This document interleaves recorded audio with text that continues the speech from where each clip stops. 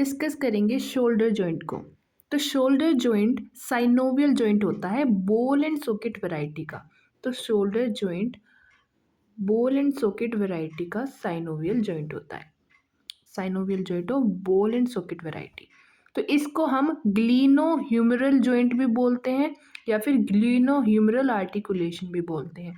क्यों? क्योंकि ग्लीनोइड कैविटी जो कि स्कैपुला की होती है उससे ये अटैच करता है। कौन अटैच करता है? Head of humerus. तो ये जो ग्लीनोइड कैविटी है ये शैलो होती है, छोटी होती है और हेड ऑफ ह्यूमरस 4 टाइम बड़ा होता है। तो इसका इसका ना ये अटैचमेंट करता है जिसकी वजह से इसकी मोबिलिटी तो अच्छी होती है लेकिन ये कहीं ना कहीं अपनी स्टेबिलिटी को कॉम्प्रोमाइज़ कर देता है। तो हमने क्या देखा अभी तक? डेट कि जो शोल्डर जॉइंट है वो बॉल एंड सॉकेट वैरायटी का जॉइंट है, साइनोवियल जॉइंट। ठीक है। इसके बाद हमने देखा कि इसको ग्लीनोह्यूमरल जॉइंट भी बोलते हैं या फिर ग्लीनोह्यूमरल आर्टिकुलेशन भी बोलते हैं। फिर हमने इसके बाद देखा कि इसमें मोबिलिटी तो ज़्यादा होती है क्योंकि जो हेड ऑफ ह्यूमरस है वो काफ़ी बड़ा है तो रेंज तो ज़्यादा परमिट करता है लेकिन कहीं ना कहीं स्टेबिलिटी कॉम्प्रोमाइज़ हो जाती है। अब हम आगे देखेंगे इसका एक डायग्राम। तो ये BD84 से लिया हुआ है डायग्राम। तो इसमें काफ़ी सारी चीज़ें डिपिक्टेड है जैसे कि हमारी स्कैपुला है। ठीक है। स्कैपुला की ग्लिनोइड कैविटी जो कि आर्टिकुलेट करती है। ठीक है। ये कैविटी आर्टिकुलेट करती है हेड ऑफ ह्यूमरस से। तो हेड ऑफ ह्यूमरस से ये आर्टिकुलेट करने के बाद इसके अराउंड कुछ स्ट्रक्चर प्रेजेंट है जैसे कि बाइसिपिटल ग्रूव दिख रही है, उसमें long head of bicep brachii दिखता है, साथ में इसका कैप्सूल दिख रहा है साइड में। Then we have bursa here, sub acromion और सब डेल्टोइड बर्सा। ठीक है। दोनों ही अटैच होते हैं और यहाँ पर शो हो रहे हैं। इसके अलावा इसके ऊपर है डेल्टोइड मसल। ठीक है। और यहाँ पर ये हमारी क्लेविकल है और ये कोरोकोइड प्रोसेस और यहाँ पर है हमारी एक्रोमियन प्रोसेस जिसको अटैच करती है कोरेको एक्रोमियन लिगामेंट जो कि हम देखेंगे। इसके बाद ये एक डायग्राम है जिसमें कुछ लिगामेंट्स दिख रही है शोल्डर जॉइंट की। जैसे कि अगर ये हमारी ग्लिनोइड कैविटी है तो इसमें हमें लेब्रम नज़र आ रहा है जो कि एक फाइब्रो कार्टिलेजिनस रिम होती है और ग्लिनोइड कैविटी के चारों तरफ प्रेजेंट होती है इसकी कैविटी को डीप करने के लिए और हेड ऑफ ह्यूमरस अच्छे से उसका आर्टिकुलेशन हो, उसका सरफेस एरिया बढ़ाने के लिए ये प्रेजेंट होती है। ठीक है। इसके अलावा हम लूज कैप्सूल दे सकते हैं, इन्फीरियरली ज़्यादा लूज होता है और सर्जिकल नेक तक एक्सटेंड करता है। ठीक है। अभी हम इसके बारे में भी पढ़ेंगे डीप में। Then we have long head of bicep और जो हमारे एंटीरियर रीइंफोर्समेंट करती है 3 मेजर लिगामेंट जो कि है सुपीरियर ग्लिनोह्यूमरल लिगामेंट। सुपीरियर नाम से क्लियर है, ऊपर की तरफ है, ग्लिनोइड से ह्यूमरस तक जा रही है। ठीक है। तो सुपीरियर ग्लिनोह्यूमरल लिगामेंट। फिर है middle glenohumeral ligament and we have inferior glenohumeral ligament. तो ये 3 लिगामेंट होती है और यहाँ पर हमने अभी देखा कि जो हमारी लॉन्ग हेड ऑफ बाइसेप है उसके जस्ट ऊपर एक ट्रांसवर्स लिगामेंट होता है, उस ट्रांसवर्स लिगामेंट के नीचे से निकलता है लॉन्ग हेड ऑफ बाइसेप। एक कवरिंग होती है उस पर, साइनोवियल मेम्ब्रेन की एक एक्सटेंशन, एक शीथ कवर कर लेती है उसे। इसके बाद वी हैव आर्टिकुलर सरफेस। अभी हमने देखा कि हमारे पास 2 आर्टिकुलर सरफेस है, एक तो हेड ऑफ ह्यूमरस साथ में ग्लिनोइड कैविटी ऑफ स्कैपुला। तो जो हमारा हेड है वो 4 टाइम्स बड़ा होता है ग्लिनोइड कैविटी से और जो ग्लिनोइड कैविटी है वो छोटी है और सैलो है, मतलब प्लेन है। ठीक है। तो इस वजह से ये काफ़ी स्ट्रक्चरली वीक जॉइंट है। तो इसके रीइंफोर्समेंट के लिए हमें काफ़ी सारा इसके सराउंडिंग मस्कुलेचर और स्टैटिक और डायनेमिक स्टेबलाइजर्स देखेंगे हम। इसके अलावा रेस्ट के टाइम पर अगर हमारा हैंड हमारे मीडियल साइड मतलब चेस्ट के साइड में है तो उस टाइम पे जो ग्लिनोइड कैविटी है वो ऑलमोस्ट फॉरवर्ड यानी आगे और लेटरली फेस करती है, आगे और लेटरली। ठीक है। इस तरीके से अगर ये हमारी बॉडी है तो आगे की तरफ और लेटरली फेस करेगी। यहाँ पर हेड ऑफ अगर ह्यूमरस है तो वो कैसे करेगा? बिल्कुल इससे अटैच होना है तो वो क्या करेगा? Backward and medially for face करता है। ठीक है। तो ये इसकी हो गई डायरेक्शन। इसके बाद वे कौन कौन से फैक्टर्स हैं जो हमारे शोल्डर जॉइंट की स्टेबिलिटी को मेंटेन करते हैं। टोटल 7 फैक्टर्स हैं। तो सबसे पहले है कोरेको एक्रोमियन आर्च। तो मैंने आपको ऊपर भी दिखाया था कि एक्रोमियन प्रोसेस एंड कोरोकोइड प्रोसेस दोनों को जो जॉइंट कर रहा है कोरेको एक्रोमियन लिगामेंट, तीनों मिलकर कोरेको एक्रोमियन आर्च बनाते हैं। तो ये एक तरीके का सेकंड सॉकेट का काम करते हैं, क्योंकि यहाँ पे हमारा प्रेजेंट है गिनोइड कैविटी, तो हमारा हेड इस तरीके से इसको कवर करता है। तो एक सॉकेट तो ये हो गया, तो ये सेकंड सॉकेट का काम करता है। साथ में ये हमारा, wait a second, excessive superior displacement होने से रोकता है। ठीक है, तो ज़्यादा एक्सेसिव सुपीरियर डिस्प्लेसमेंट ना हो तो उसको ये प्रिवेंट करता है। अब नेक्स्ट है मस्कुलो टेंडिनस कफ। तो मसल्स यानी रोटेटर कफ मसल्स प्रेजेंट होती है अराउंड शोल्डर जॉइंट, जो कि डायनेमिक स्टेबलाइजेशन का काम करती है, डायनेमिक स्टेबिलिटी प्रोवाइड करती है। ठीक है, तो कौन कौन सी सिट्स मसल्स होती हैं? 4 मसल्स हैं। कौन कौन सी? Subscapularis, supraspinatus, infraspinatus, subscapularis and teres minor. इसके अलावा ग्लिनोइड लेब्रम। तो ग्लिनोइड लेब्रम क्या करता है? हमारे शोल्डर जॉइंट में स्टेबिलिटी का काम करता है। ये फाइब्रोकार्टिलेजिनस रिम होती है जो कि ग्लिनोइड कैविटी को डीपन करने का काम करता है और उसका सरफेस एरिया बढ़ाता है। इसके बाद वी हैव मसल्स अटैच होती हैं कुछ ह्यूमरस से टू दी पेक्टोरल। तो पेक्टोरलिस मेजर मसल होती है जो कि हमारे ह्यूमरस को पेक्टोरल मस्कुलेचर से, पेक्टोरल गिर्डल से हमें अटैच करती है, तो इस वजह से उसकी स्टेबिलिटी मेंटेन होती है। उसके बाद long head of bicep. Long head of bicep shoulder joint के में स्टेबिलिटी में कंट्रीब्यूशन देता है। कैसे कि वो सुपीरियरली रन करता है और लेटरली जाता है बाइसेपिटल ग्रूव में, तो ये भी हमारा एक तरह से स्टेबिलिटी प्रोवाइड करता है। इसके अलावा लॉन्ग हेड ऑफ ट्राइसेप। तो अगर ये हमारी ग्लिनोइड कैविटी है तो सुपीरियरली तो we have long head of bicep brachii और निचले वाले एंड पर we have long head of tricep brachii. तो ये दोनों ही स्टेबिलिटी प्रोवाइड करते हैं। साथ में एटमॉस्फेरिक प्रेशर होता है, नेगेटिव प्रेशर होता है जो कि आर्टिकुलर सरफेस के कांटेक्ट में मदद करता है। तो एक बार रिवाइज करेंगे कौन कौन से हमने पढ़े। तो सबसे पहले हमने देखा कोरेको एक्रोमियन आर्च। ठीक है, कोरेको एक्रोमियन आर्च देखा।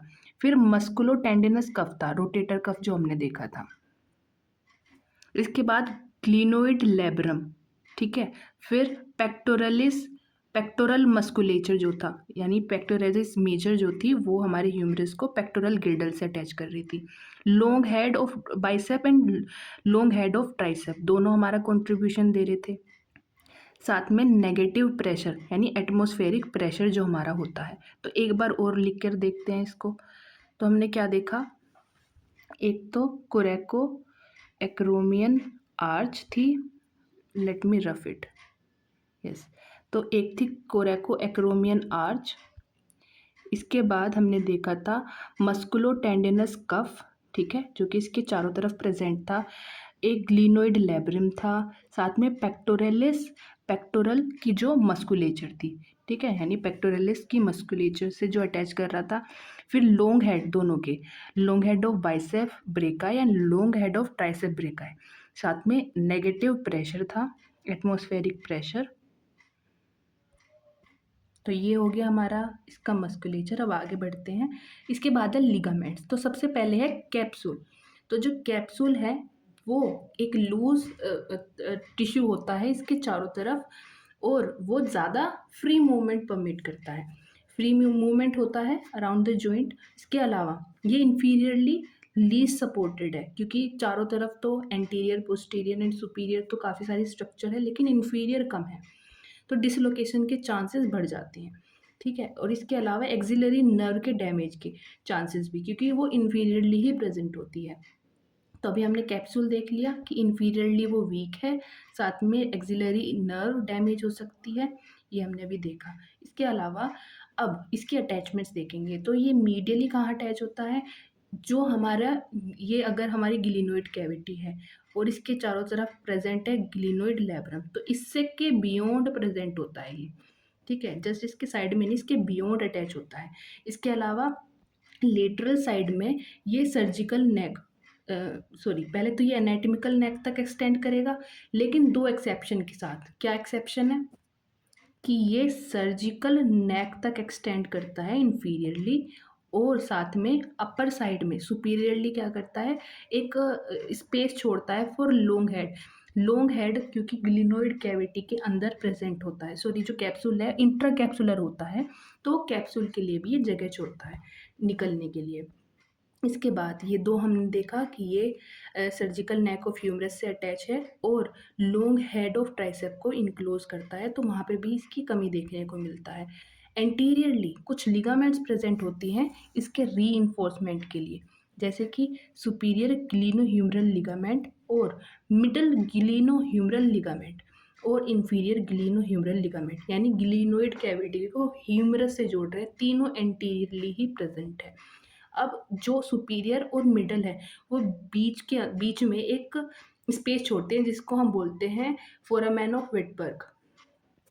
तो ये एक स्पेस होता है between superior and middle glenohumeral ligament. तो यहाँ पर ये एक पॉइंट होता है वीक जहाँ पर एंटीरियर डिसलोकेशन देखने को मिलता है। इसके अलावा अब इस कैप्सूल के चारों तरफ मतलब अंदर की साइड साइनोवियल मेम्ब्रेन प्रेजेंट होती है। अब इसी का एक एक्सटेंशन मैंने तब भी बताया था कि long head of bicep brachii को इसको कवर करता है इस साइनोवियल मेम्ब्रेन का एक एक्सटेंशन, ठीक है, एक ट्यूबुलर शीथ बना लेता है। इसके अलावा कोरेकोह्यूमरल लिगामेंट होता है, वो कोरेकोइड प्रोसेस, अगर ये हमारी यहाँ पर कोरेकोइड प्रोसेस है तो इसके रूट से निकलता है और जाता है नेक ऑफ ह्यूमरस पे, ठीक है। तो नेक ऑफ ह्यूमरस तक ये जाता है, ये हमारी ह्यूमरस होगी तो नेक ऑफ ह्यूमरस तक ये जाएगा। इसका फंक्शन क्या है? वही कैप्सूल को स्ट्रेंथन करना। इसके अलावा ट्रांसवर्स ह्यूमरल लिगामेंट होती है। ये जो ट्रांसवर्स ह्यूमरल लिगामेंट है ये बाइसिपिटल ग्रूव को ब्रिज करता है। तो इधर की साइड ग्रेटर टुबरकल है और लेसर टुबरकल, बीच में पड़ती है हमारी बाइसिपिटल ग्रूव। तो इसी से पास होता है हमारा लॉन्ग हेड ऑफ बाइसेप और उसी के ऊपर प्रेजेंट होता है ट्रांसवर्स लिगामेंट। इसके बाद it help to retain the tendon of the long head of bicep in the bicipital groove, तो यानी उसको होल्ड करने का काम करता है। इसके अलावा ग्लिनोइड लैब्रम, ये फाइब्रोकार्टिलेजिनस रिम होती है जो कि ग्लिनोइड कैविटी के अराउंड मार्जिन पर प्रेजेंट होती है।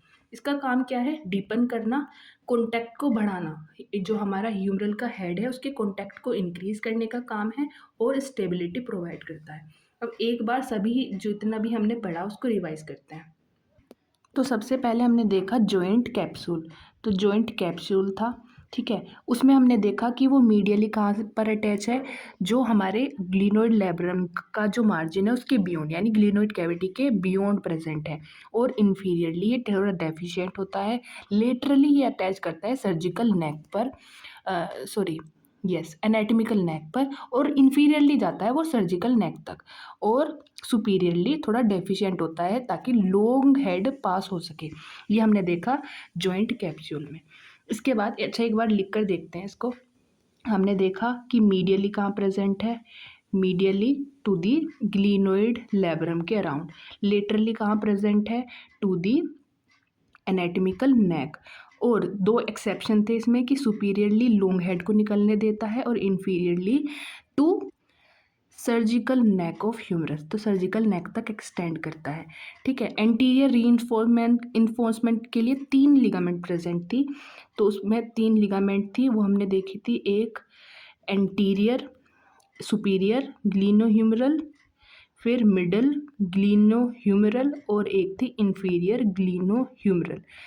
सुपीरियर और मिडल ग्लिनोह्यूमरल के बीच में एक स्पेस था फोरामेन ऑफ विटबर्ग करके, ठीक है, और वो एंटीरियर डिसलोकेशन के लिए कॉमन है। अगर ओवरऑल देखें तो शोल्डर जॉइंट इंफीरियरली और एंटीरियरली कॉमन होता है, इंफीरियर ज़्यादा फिर एंटीरियर डिसलोकेशन कॉमन होता है। और हमने देखा था कि जो इंफीरियर डिसलोकेशन हो जाता है उसकी वजह से एक्सिलरी नर्व डैमेज हो सकती है।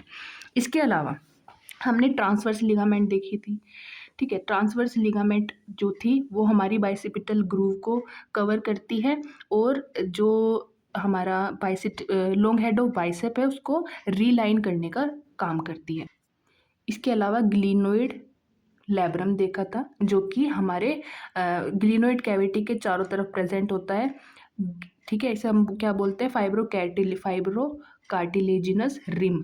ठीक है, और इसका काम होता है सरफेस एरिया को इंक्रीज करना, मूवमेंट को स्मूथ बनाना, ठीक है, और आर्टिकुलेशन ये सही से रहे, ये काम है इसका। इसके अलावा हमने कोरेको ह्यूमरल लिगामेंट देखा था, जो कि कोरेकोइड प्रोसेस से जाके humeral anatomical neck of humerus पर अटैच होता है। ठीक है, ये देखा था। अब शोल्डर जॉइंट में कुछ बर्सास प्रेजेंट होते हैं, जैसे कि सब एक्रोमियन और सब डेल्टोइड बर्सा। इसके अलावा सब स्कैपुलरिस बर्सा और इंफ्रास्पाइनेटस बर्सा, ये 3 बर्सा।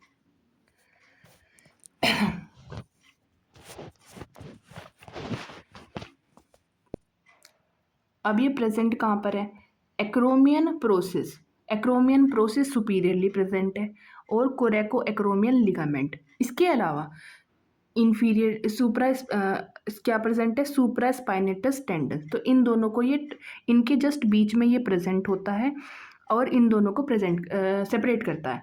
तो यानी कि ऊपर की side we have acromion process and coraco acromion arch या फिर ligament, and inferiorly we have supraspinatus tendon.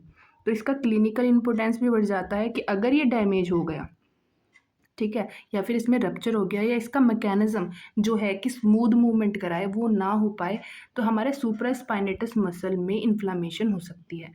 इसके अलावा वी हैव, यस, ये क्लिनिकल एनाटॉमी हो गई इसकी।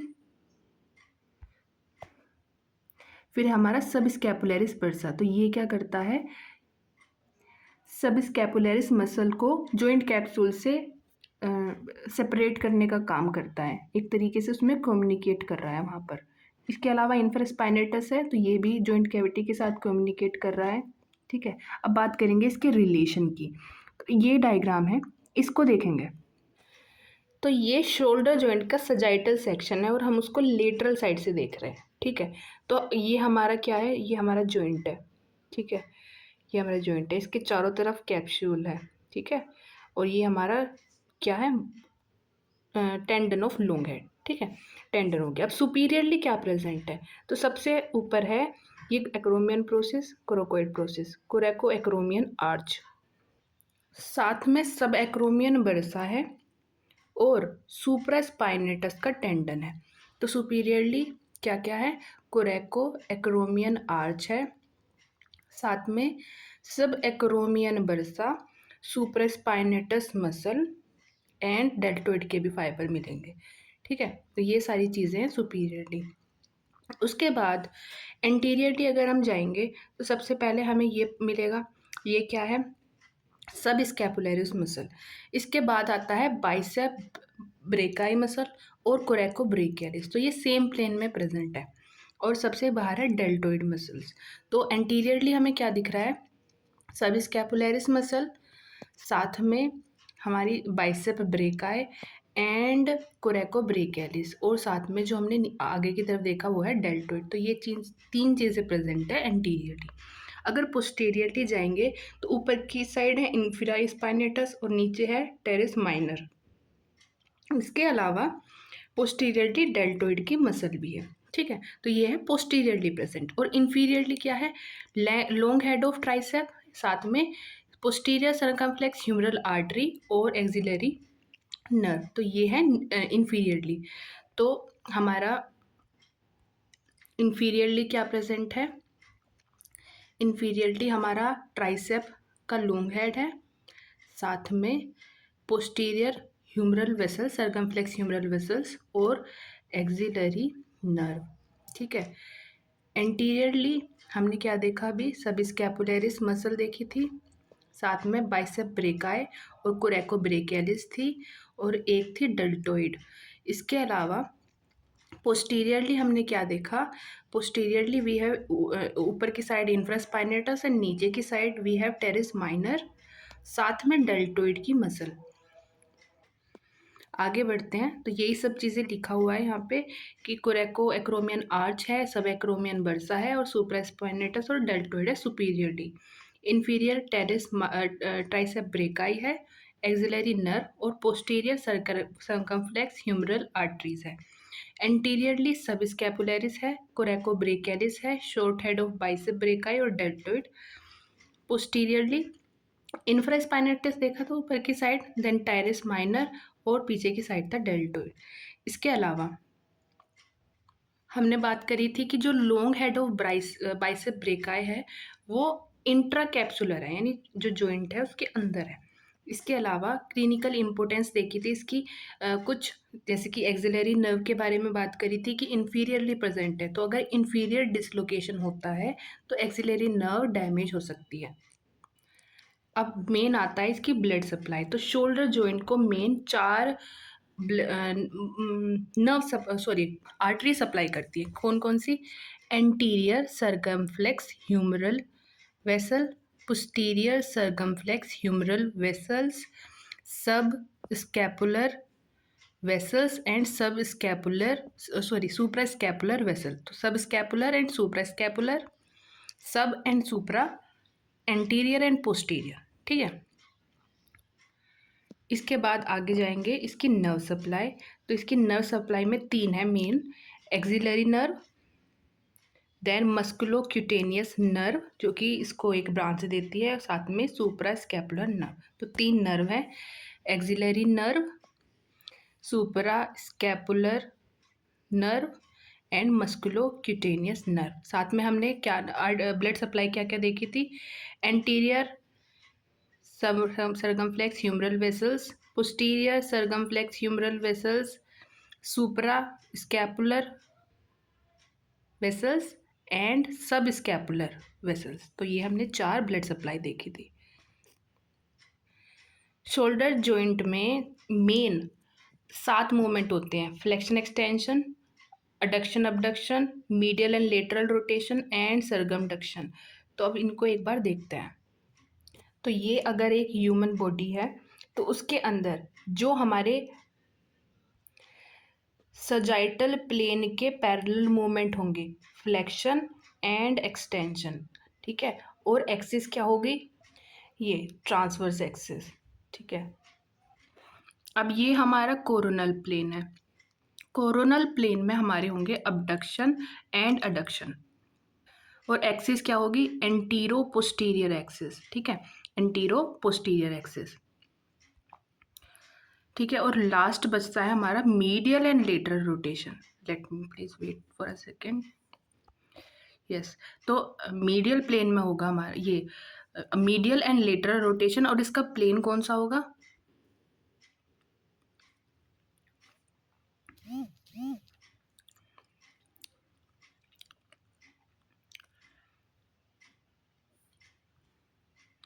सॉरी, ट्रांसवर्स प्लेन होगा। ठीक है। और वर्टिकल एक्सिस होगी। ठीक है, यहाँ से अंदर जाती हुई। इसके अलावा we have wide range of mobility mainly due to, क्यों है इतनी मोबिलिटी? पहला, फाइब्रस कैप्सूल लेग्स है, ज़्यादा टाइट नहीं है। इसके अलावा साइज ज़्यादा है ह्यूमरल हेड का, साथ में शैलो है ग्लिनोइड कैविटी, और शोल्डर गिर्डल भी फिक्स नहीं है, वो भी मूव करता है, यानी स्कैपुला वगैरह। ठीक है। अब इतनी रेंज ऑफ मूवमेंट होने की वजह से डिसलोकेशन के चांसेस भी बढ़ते हैं, इंस्टेबिलिटी के चांसेस बढ़ते हैं, डिजेनरेशन हो सकता है, पेनफुल कंडीशंस बन सकती हैं। अब पढ़ेंगे कौन सा मूवमेंट कौन सी मसल के थ्रू कराया जाता है। तो फ्लेक्शन कराया जाता है clavicular head of pectoralis major and anterior fiber of deltoid. तो एंटीरियरली प्रेजेंट है। ठीक है, अभी याद करने की कोशिश करेंगे। फ्लेक्शन कराता है clavicular head of pectoralis major and deltoid का एंटीरियर फाइबर। ठीक है, इतना हो गया। एक्सटेंशन देखते हैं, latissimus dorsi and posterior fiber of deltoid, latissimus dorsi and posterior fiber of deltoid. Adduction कौन कराएगा? पेक्टोरलिस मेजर, क्योंकि मीडियली है वो। लेटिसमस डोर्साई एक्सटेंशन भी कराता है, अडक्शन भी कराता है, और एक्सटेंशन और अडक्शन भी कराता है, और साथ में मीडियल रोटेशन भी कराएगा। साथ में लॉन्ग हेड ऑफ बाइसेप और short head of bicep and long head of tricep, ये भी क्या कराएंगे, अडक्शन कराने में मदद करेंगे। तो long head of tricep, short head of tricep, latissimus dorsi and pectoralis major, तो ये सारे मस्कुलेचर हेल्प करेंगी in adduction. Let me do this again. तो हमने फ्लेक्शन देखा क्लेविकुलर हेड से, clavicular head of pectoralis major, फिर anterior fiber of deltoid. Extension हमने देखा posterior fiber of deltoid and latissimus dorsi. साथ में what we have seen, adduction हमने देखा मेजरली 4 मसल्स से, एक तो short head of bicep brachii, then long head of bicep tricep brachii and pectoralis major जो कि मेन मसल्स थी, और लेटिसमस डोर्साई, तो ये 4 मसल होगी। इसके बाद हमने देखा अबडक्शन क्या कौन कराता है, supraspinatus and deltoid. Supraspinatus initiate करती है 0 to 15 डिग्री, इसके बाद आती है हमारी डेल्टोइड और अप टू 90 डिग्री, उसके बाद 90 से अबव कराती है सेरेटस एंटीरियर, क्योंकि ये हमारे जो स्कैपुला है इंफीरियर बॉर्डर पर अटैच है, तो उसका लेटरल रोटेशन कराएगी। अगर ये स्कैपुला है तो इसका लेटरल रोटेशन कराएगी, ठीक है, और उसके बाद ये मूवमेंट होता है। अब मीडियल रोटेशन कौन कराएगा, पेक्टोरलिस मेजर, क्योंकि मीडियल है, मीडियल साइड घुमाना है ह्यूमरस को, एंटीरियर फाइबर ऑफ डेल्टोइड और लेटिसमस डोर्साई और टेरेस मेजर। साथ में लेटरल रोटेशन कौन कराएगा, posterior fibre, anterior fibre medial rotation कराएंगे, और पोस्टीरियर फाइबर लेटरल रोटेशन और एक्सटेंशन भी कराएंगे।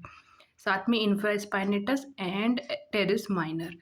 तो हमने क्या देखा, मीडियल रोटेशन कौन करा रहा है, एक तो pectoralis major muscle, main muscle है, anterior fibers of deltoid, latissimus dorsi and teres major, ठीक है। एक बार और, तो मीडियल रोटेशन कौन करा रहा है, पेक्टोरलिस मेजर, साथ में लेटिसमस डोर्साई था, और कौन था, anterior fiber of deltoid and teres major.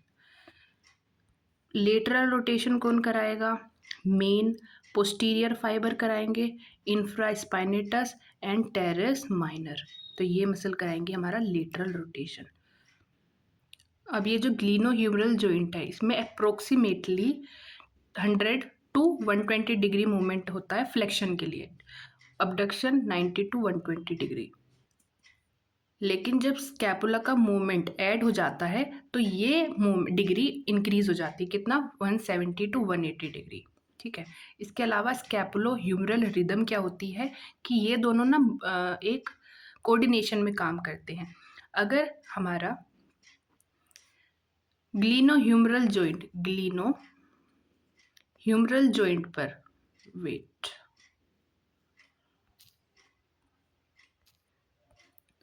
अगर हमारा ग्लिनोह्यूमरल जॉइंट पर 2 डिग्री का मूवमेंट होता है तो स्कैपुलोथोरैसिक यानी स्कैपुला और थोरैसिक के बीच में जो एक फोर्स जॉइंट बन रहा है वहाँ पर 1 डिग्री का मूवमेंट होता है, यानी स्कैपुला का मूवमेंट होता है, ठीक है। तो यही हमने बात करी कि the coordinated movement between the glenohumeral joint and scapula during elevation is called glenohumeral rhythm, उसको glenohumeral rhythm बोलते हैं, ठीक है। और ये 10 डिग्री ऑफ ग्लिनोह्यूमरल जॉइंट, तो 5 डिग्री होगा स्कैपुला का मूवमेंट, या फिर ऐसे बोल दो कि 2 डिग्री अगर शोल्डर पे मूवमेंट हो रहा है तो 1 डिग्री स्कैपुला का मूवमेंट होता है। एक इम्पॉर्टेंट बात ये है कि जब हमारा अबडक्शन हम करते हैं अबव हेड यानी अपने सिर से भी ऊपर, होता क्या है, तो ग्लिनोइड टुबरकल हमारा एक्रोमियन प्रोसेस से क्या करता है, मूवमेंट को रेजिस्ट करता है, रोकता है, तो इस वजह से हमारा शोल्डर का लेटरल रोटेशन भी होता है। इसकी वजह से वो जो ग्लिनोइड ग्रेटर टुबरकल है वो उससे अटैच नहीं होता, मतलब उससे वहाँ से क्लियर हो जाता है, मूवमेंट स्मूथ होता है और ज़्यादा स्पेस मिलता है अबडक्शन के लिए।